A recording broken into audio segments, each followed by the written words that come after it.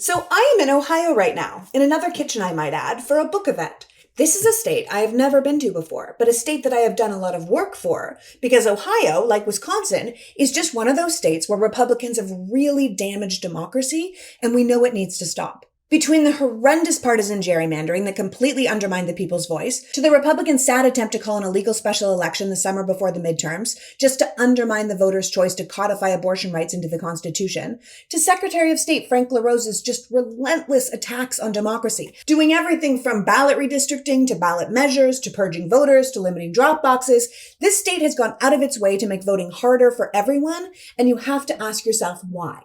Why are they deliberately tricking Ohio citizens right now with the language around ballot measure 1? So the people who want to get rid of partisan gerrymandering, who want to have their politicians accountable to the people, are confused about which way to vote.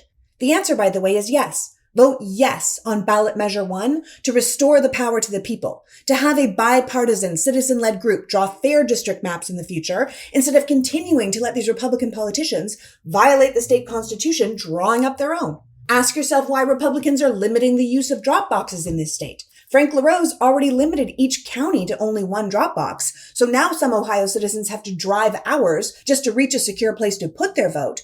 But now he's limiting who can even use those boxes, and making those who can't have to find a Board of Elections office to fill out a ton of paperwork to say, help someone who's disabled or an old person cast their ballot. You want to drop off your husband's ballot? No, ma'am. You're going to go stand in line at a government office and fill out a bunch of legal forms in order to do so. There was a time not so long ago where a chief election officer could really make a name for themselves by streamlining the voting process, allowing people to vote with ease, modernizing the machines, doubling up on polling places, getting more employees to make voting go smoothly. But Frank LaRose has made it harder on purpose, and you have to ask yourself, why?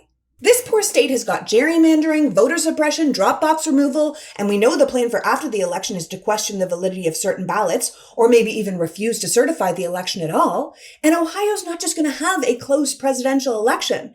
They're going to have incredibly close congressional races, the Senate race that could determine the power structure in the entire U.S. Senate, and they have state Supreme Court races. And the man in charge of all of this believes it's better for his party if less people can cast a vote.